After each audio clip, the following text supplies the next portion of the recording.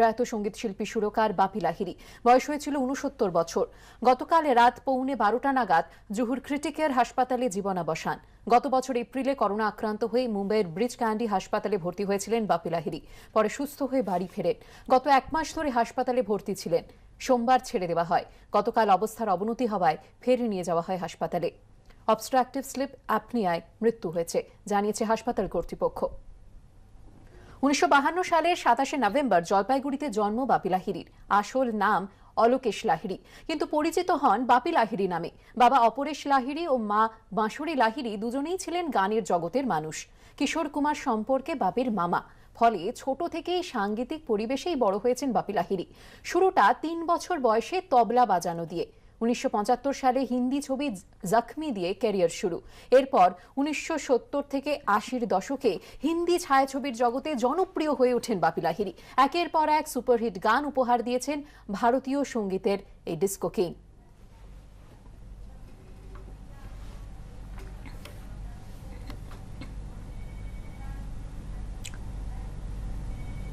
বাংলার ভীষণ কাছের মানুষ ছিলেন, বাংলার ঘরের ছেলে ছিলেন এমনটাই নয়। বলিউডে তাঁর দীর্ঘদিনের রঙিন একটা ক্যারিয়ার, তার পাশাপাশি তাঁর এই প্রয়াণে গোটা দেশের মানুষ আজ শোকস্তব্ধ। টুইট করেছেন প্রধানমন্ত্রী। বাপি লাহিড়ীর সঙ্গে ছবি দিয়ে শোক বার্তা প্রধানমন্ত্রীর। নরেন্দ্র মোদী টুইট, সঙ্গীত বাপি লাহিড়ীর সমস্তটা জুড়ে ছিল। নানা ধরনের আবেগকে সঙ্গীতের মাধ্যমে অসাধারণভাবে ফুটিয়ে তুলেছেন। প্রজন্মের পর প্রজন্ম তার কাজকে মনে রাখবে। প্রাণবন্ত স্বভাবের জন্য তার অভাব বোধ করবে।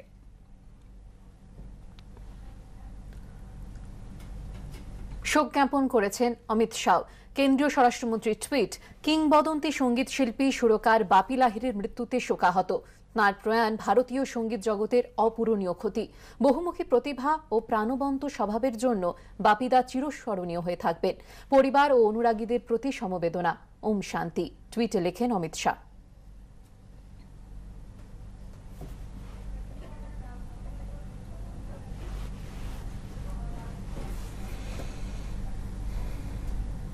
বাংলা চলচ্চিত্র জগতেও কিন্তু শোকের ছায়া। যারা কাজ করেছেন বা যারা দীর্ঘদিন ধরে তার গুণগ্রাহী ছিলেন, তারা আজকে শোক জ্ঞাপন করছেন। ঋতুপর্ণা সেনগুপ্ত অভিনেত্রী কি জানিয়েছেন আজ শুনবো। আমি কিছু বলতে পারছি না, বিশ্বাস করো। বাপি আমার পরিবার, আমার কিছু বলার নেই। সত্যি আর বিশ্বাস ভেঙে পড়েছি। বাপিরা নেই, আমি চিন্তাই করতে পারছি না। এত ভালোবাসা, এত আদর, এত স্নেহ, এরকম একজন মানুষ, বিশ্বাস কিছু বলতে পারছি না।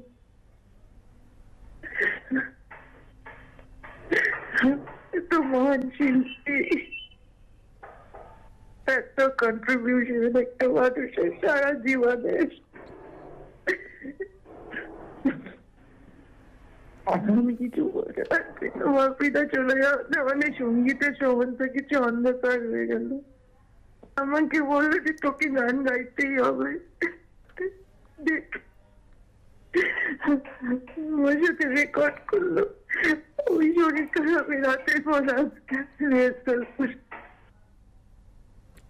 সবার ক্ষেত্রেই মনে হয় একটা বড় ধাক্কা কুস্মিতা। তার কারণ এটা কেউই আশা করতে পারেনি। কেউ দীর্ঘদিন ধরে অসুস্থ ছিলেন, হাসপাতালে ভর্তি ছিলেন, চিকিৎসা চলছিল, কিন্তু সবাই কোথাও গিয়ে একটা আশা মনের কোনায় পুষে রেখেছিল যে বাপিদা হয়তো আবারও ফিরে আসবেন, আরো অনেক গান উপহার দেবেন আমাকে। এখনকার যারা শিল্পীরা, উত্তরসূরিরা তারাও কিন্তু প্রেরণা পান তার থেকেই। রাঘব চট্টোপাধ্যায় সঙ্গীত শিল্পী, তিনি কি জানিয়েছেন শুনবো। কি বলবো, মানে কালকে সন্ধ্যাদির জন্য যে চোখের জল পড়লো, সে জল শুকোতে না শুকোতে সকালে বাপিদা, মানে অদ্ভুত, মানে হতবাক হয়ে যাচ্ছি যে এইরকম ভাবে এত বড় বড় মানুষ সব কিভাবে পর পর চলে যাচ্ছেন। বাপিদার মতন একজন মানুষ, আমি আমার ব্যক্তিগত জায়গা থেকে তো ছেড়েই দাও, আমি কলকাতাতে ওনার সাথে অ্যালবামে গান করেছি, ফিল্মে গেয়েছি, বোম্বেতে ফিল্মে গেয়েছি। দেবারাম স্যারের একটা সিনেমাতে মিস্টার প্রাইম মিনিস্টার বলে সেটা বাপি লাহিড়ী আমাকে গাইয়েছিলেন একটা গান। সেগুলো তো ছেড়ে দাও, অন্য সময়ে বসে নানা রকম সিটিং করা।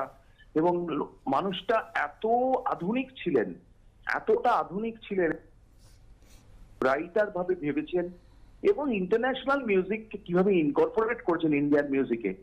অ্যাজ আ কম্পোজার আমিও এটা ফিল করি যে কি করে একটা ওয়েস্টার্ন মিউজিকে এই যে ডিসকো যে সাবজেক্টটা সেটা ইন্ডিয়ান মিউজিকে কিভাবে ইনকর্পোরেট করেছিলেন, এবং সেটা মানে ইট ওয়াজ আ হিউজ হিট অফ মানে ডিসকো ইন উইথ হিন্দি। বাংলাতেও প্রচুর ছবিতে এই যে ওয়ে অফ মিউজিশিয়ানশিপ সেটা বাপিদার কি লেভেলের ছিল। আর তার থেকেও বড় কথা, বাপিদার যেটা সবচেয়ে বেশি ভালো লাগতো গাওয়াটা, সুরে গাইতেন। আমি এই কিছুদিন বছর 3 আগেও কলকাতা একটা অনুষ্ঠানে গান করেছি, বাপিদা সেখানেও ছিলেন, গাইলেন। কি পিছিয়ে গাইতেন, এই বয়সেও কি সুরে গাইতেন, মানে গলার আওয়াজ একদম ঝকঝকে গাওয়া। এটা মিউজিক ডিরেক্টর হিসেবে শুধু নয়, বাপিদা গায়ক হিসেবেও বাপিদাকে আমার ভীষণ ভালো লাগতো। আর মানুষটাও সেরকম ছিলেন, ভীষণ মজাদার মানুষ, সেজে গুজে একটা সবসময় জয়ফুল মুডে থাকতেন। কি বলবো, মানে পরের পর এই দুঃখের খবর সত্যি নেওয়া যাচ্ছে না।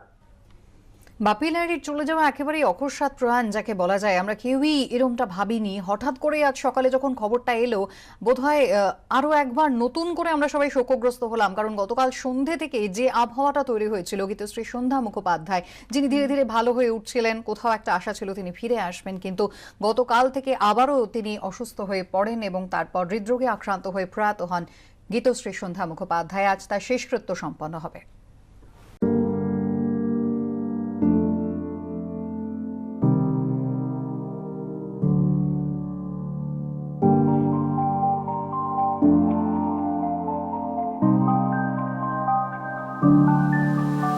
বসন্তের সন্ধ্যায় নিভল সন্ধ্যা প্রদীপ, সুরে সুরে রং ছড়ানো বন্ধ করলেন গানের প্রজাপতি।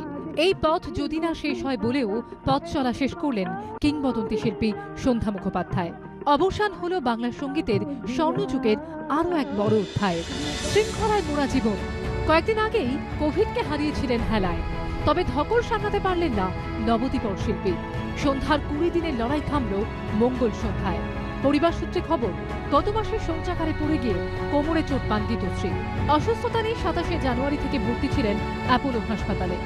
হাসপাতালের তরফে জানানো হয়, এদিন হঠাৎই শিল্পীর রক্তচাপ বেড়ে যায়। অস্ত্রোপচার করা অংশে নতুন করে ব্যথা অনুভব করেন তিনি। সন্ধে 7:30টায় হৃদরোগে আক্রান্ত হয়ে না ফেরার দেশে চলে গেলেন সন্ধ্যা মুখোপাধ্যায়। আরও কিছুক্ষণ না হয় রহিতে কাছে বলে অনুরাগীরা কাতর আবেদন করলেও সব আকুতি, সব প্রার্থনা ব্যর্থ করে শিল্পী চলে গেলেন দিকশূন্যপুরে।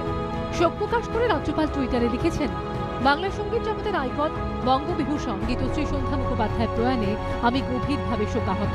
জাতীয় পুরস্কারপ্রাপ্ত সঙ্গীত শিল্পী বাংলাদেশ মুক্তিযুদ্ধের সময় গণ আন্দোলনে যুক্ত ছিলেন। শিল্পীর প্রয়াণে গভীর শোক প্রকাশ করেছেন মুখ্যমন্ত্রী। স্যার, মানে আমি ভাবতে পারিনি যে মারা যাবে।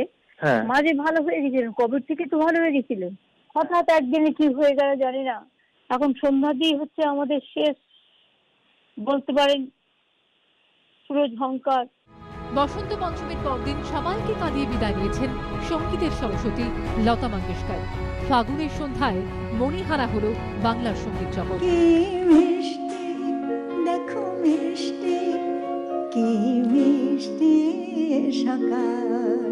গঙ্গাপাড় থেকে আরব সাগরের তীর, তার কণ্ঠে মোহিত হয়েছে গোটা দেশ। বাংলা সঙ্গীত জগতে ছিলেন এক প্রতিষ্ঠান। হেমন্ত মুখোপাধ্যায়, মান্নাদের মতো কিংবদন্তিদের সঙ্গে ডুয়েটে তৈরি হয়েছে কালজয়ী সব গান। আর তার কণ্ঠে সুচিত্রা সেনের লিপ্ত বাংলা ছবি জগতের মীর উস্তাদ বড়ে গুলাম আলী খানের কাছে তালিম নেওয়া। শাস্ত্রীয় সঙ্গীত থেকে লোকসঙ্গীত, সবেতেই কিংবদন্তি শিল্পী ছিলেন অনন্য। কি বলবো, একটা ইন্দ্র পতন হলো আর কি বলবো। মানে আমাদের কাছে বজ্রাঘাতেই, মানে শনিবার পর্যন্ত খবর জানিয়ে উনি ভালো আছেন, সুস্থ হয়ে যাচ্ছেন আস্তে আস্তে, এবারে বাড়িতে আসার কথা। কিন্তু তারপরে আজকে এই খবরটা পেলাম। এখন মানে কি বলবো, সন্ধ্যাদি সম্বন্ধে একটা কথাই বলতে হয় যে সন্ধ্যাদি মতন গায়িকা আর জন্মাবে কিনা সন্দেহ। উনি তো ক্লাসিক্যাল জগতেরও খুব দিকপাল একজন, তো গোলাম আলী খান সাহেবের ছাত্রী, তারপর মুনাবর আলীর কাছেও শিখেছেন। তো ওই দিকটা ইদানিং যেন ওনার একটু বেশি হয়ে গেছিল। কেননা আমাকে মাঝে মাঝে ফোন করে বলতেন, তোর ওই নট ভৈরবটা শুনলাম, খুব ভালো গেয়েছিস। আর উনি ভালো বললে আমরা কুকিয়ে যেতাম যে কি বলছেন, না রে আমি ঠিক বলছি, তুই ওটা খুব ভালো গেয়েছিস। চির ছুটি নিলেন গীতশ্রী। বাকরুদ্ধ বাংলার সঙ্গীত জগৎ। সন্ধ্যাদি কি আর বলবো না, উনি আমার গুরুবোন ছিলেন এবং এতদিন একসঙ্গে একটা মানে সেন্সেশন, বাংলার সেন্সেশন সন্ধ্যা মুখার্জি, সুচিত্রা সেন, উত্তম কুমার সব একসঙ্গে মিলেমিশে একাকার হয়ে গেছিল। ছোটবেলায় তো সুচিত্রা উত্তমের বই দেখতেই সব থেকে যাওয়া হতো, তখন সন্ধ্যাদির গানে মোর করিন্দ্র ধনু, তারপরে ওগো সিঁদুর রাঙামে, কত যে গান, কি যে বলবো, বলার কোনো ভাষা নেই। ক্লাসিক্যাল যা শিখেছেন উনি, আর এত ভালো গাইতেন, প্রায় আমার সঙ্গে বন্দিশ নিয়ে চর্চা করতেন, আমাকে বলতেন এটা কিরম, কি গাইলি, কি করে গাছ এটা, তো এইসব চর্চা সবসময় হতো। উনি সব থেকে বড় কথা ক্লাসিক্যাল তালিম নিয়ে এত ভালো যে লাইট মিউজিক গান করলো, সেটা খুব কম লোক দেখতে পারবে, যেটা সন্ধ্যাদি ক্লাসিক্যাল সঙ্গীত শিখে, ক্লাসিক্যাল সঙ্গীতও সেরামই উনি গাইতেন, খুব ভালো, কেন তালিম ছিল, এটাই। কিন্তু আজকে হঠাৎ শুনলাম দিদি নেই আমাদের মধ্যে। এক শরতের দিনে জন্মেছিলেন কলকাতায়, ফাগুনের এক সন্ধ্যায় ঝরে গেলেন সেই সুক্তারা। এবিপি আনন্দ। কি বলবো, মানে কালকে সন্ধ্যাদির জন্য যে চোখের জল পড়লো, সে জল শুকোতে না শুকোতে সকালে বাপিদা, মানে অদ্ভুত, মানে হতবাক হয়ে যাচ্ছি যে এইরকম ভাবে এত বড় বড় মানুষ সব কিভাবে পর পর চলে যাচ্ছেন। বাপিদার মতন একজন মানুষ, আমি আমার ব্যক্তিগত জায়গা থেকে তো ছেড়েই দাও, আমি কলকাতাতে ওনার সাথে অ্যালবামে গান করেছি, ফিল্মে গেয়েছি, বোম্বেতে ফিল্মে গেয়েছি, দেবারাম স্যারের একটা সিনেমাতে মিস্টার প্রাইম মিনিস্টার বলে, সেটা বাপি লাহিড়ী আমাকে গাইয়েছিলেন একটা গান। সেগুলো তো ছেড়ে দাও, অন্য সময়ে বসে নানা রকম সিটিং করা, এবং মানুষটা এত আধুনিক ছিলেন, এতটা আধুনিক ছিলেন, রাইটার ভাবে ভেবেছেন এবং ইন্টারন্যাশনাল মিউজিককে কিভাবে ইনকর্পোরেট করেছেন ইন্ডিয়ান মিউজিকে। অ্যাজ আ কম্পোজার আমিও এটা ফিল করি যে কি করে একটা ওয়েস্টার্ন মিউজিকে এই যে ডিস্কো যে সাবজেক্টটা, সেটা ইন্ডিয়ান মিউজিকে কিভাবে ইনকর্পোরেট করেছিলেন, এবং সেটা মানে ইট ওয়াজ আ হিউজ হিট অফ মানে ডিস্কো ইন উইথ হিন্দি, বাংলাতেও প্রচুর ছবিতে। এই যে ওয়ে অফ মিউজিশিয়ানশিপ, সেটা বাপিদার কি লেভেলের ছিল। আর তার থেকেও বড় কথা, বাপিদার যেটা সবচেয়ে বেশি ভালো লাগতো, গাওয়াটা, সুরে গাইতেন। আমি এই কিছুদিন, বছর 3 আগেও কলকাতায় একটা অনুষ্ঠানে গান করেছি, বাপিদা সেখানেও ছিলেন, গাইলেন। কি পিছে গাইতেন, এই বয়সেও কি সুরে গাইতেন, মানে গলার আওয়াজ একদম ছকছকে গাওয়া। এটা মিউজিক ডিরেক্টর হিসেবে শুধু নয়, বাপিদা গায়ক হিসেবেও বাপিদাকে আমার ভীষণ ভালো লাগতো। আর মানুষটাও সেরকম ছিলেন, ভীষণ মজাদার মানুষ, সেজে গুজে একটা সবসময় জয়ফুল মুডে থাকতেন। কি বলবো, মানে পরের পর এই দুঃখের খবর সত্যি নেওয়া যাচ্ছে না।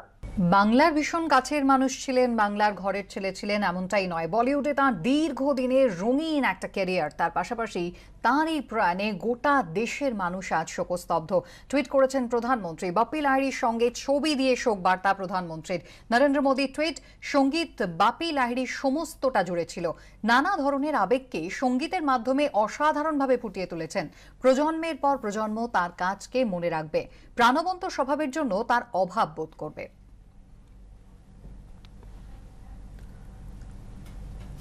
শোক জ্ঞাপন করেছেন অমিত শাহ। কেন্দ্রীয় স্বরাষ্ট্রমন্ত্রীর টুইট, কিংবদন্তি সঙ্গীত শিল্পী সুরকার বাপি লাহিড়ীর মৃত্যুতে শোকাহত। তাঁর প্রয়াণ ভারতীয় সঙ্গীত জগতের অপূরণীয় ক্ষতি। বহুমুখী প্রতিভা ও প্রাণবন্ত স্বভাবের জন্য বাপিদা চিরস্মরণীয় হয়ে থাকবেন। পরিবার ও অনুরাগীদের প্রতি সমবেদনা। ওম শান্তি, টুইটে লেখেন অমিত শাহ।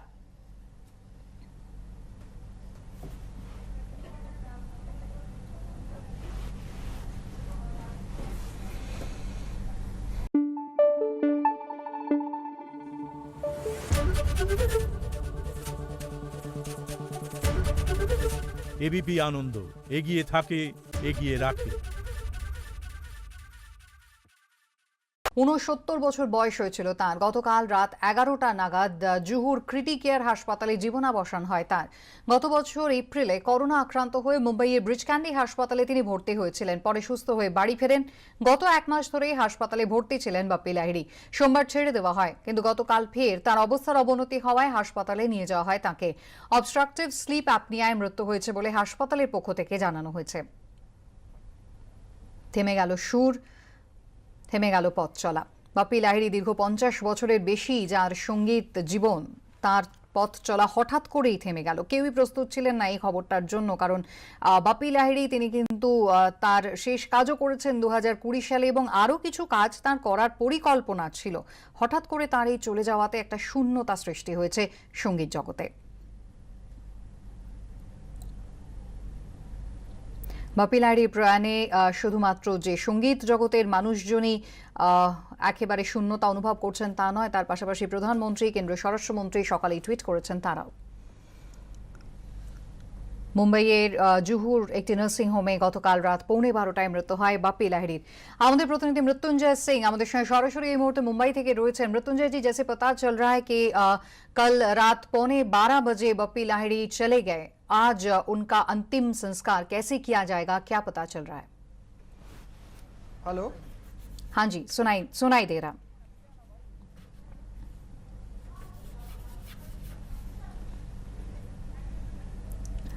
मृत्युंजय जी, जैसे पता चल रहा है कि कल रात 12:15 बजे चले गए बप्पी लाहिड़ी, उसके बाद आज उनके अंतिम संस्कार के लिए क्या किया जाएगा, क्या क्या खबर है आपके पास? जी बिल्कुल, देखिए बेहद ही चौंकाने वाली और बेहद ही दुखद खबर आज सुबह के समय आई है, जब पूरे देश को ये पता चला कि जाने माने संगीतकार, म्यूजिक कंपोजर बप्पी लाहिड़ी हमारे बीच नहीं रहे। आपको बता दें कि मुंबई के जुहू इलाके में क्रिटिकल केयर हॉस्पिटल है, वहां 1 महीने से बप्पी लाहिड़ी का इलाज चल रहा था, लेकिन सोमवार को उनको डिस्चार्ज भी कर दिया गया था। उनकी तबियत में काफी सुधार देखने को मिला था, पर कल बीती रात 9 बजे के करीब उनकी तबियत फिर से बिगड़ी और उन्हें तुरंत अस्पताल ले जाया गया, क्रिटिकल केयर अस्पताल ही ले जाया गया। लेकिन लगभग 11:45 पर उन्होंने अपनी आखिरी सांस ली। बप्पी लाहिड़ी हमारे बीच नहीं रहे और बीती रात ही उनके परिवार के सदस्यों ने बप्पी लाहिड़ी का जो पार्थिव शरीर है वो घर पर लेकर आए हैं। ये मुंबई की जुहू इलाके में स्थित ये लाहिड़ी निवास है, लाहिड़ी हाउस है, गुलमोहर रोड पर, यहीं पर पार्थिव शरीर रखा गया है। इस वक्त बेहद करीबी जो परिवार के सदस्य हैं वही लोग घर के अंदर मौजूद हैं और कुछ लोग जैसे जैसे लोगों को जानकारी मिल रही है, म्यूजिक इंडस्ट्री से जुड़े हुए लोग, बॉलीवुड इंडस्ट्री से जुड़े हुए लोग धीरे धीरे यहाँ पर पहुंचकर नमन करने आ रहे हैं, अपनी श्रद्धांजलि देने आ रहे हैं, परिवार का हिम्मत बढ़ाने के लिए पहुंच रहे हैं। अगर हम बात करें बप्पी लाहिड़ी की, तो उनका अंतिम संस्कार आज नहीं होगा, ऐसी जानकारी परिवार की तरफ से दी गई है। उसकी वजह है कि बप्पी लाहिड़ी का जो बेटे हैं बप्पा लाहिड़ी, वो इस वक्त लॉस एंजलिस अमेरिका में है और अमेरिका से वो निकल चुके हैं। रात 2 बजे तक वो मुंबई एयरपोर्ट पर पहुंचेंगे और देर रात तक हो जाएगा समय जब वो यहाँ पर घर पर पहुंचेंगे। ऐसे पर कल उनका अंतिम संस्कार होगा मुंबई के जुहू इलाके में ही पवन हंस के पास जो हिंदू स्मशान भूमि है वहां पर अंतिम संस्कार होगा। बहुत शुक्रिया मृत्युंजय जी हम लोगों से बात करने के लिए।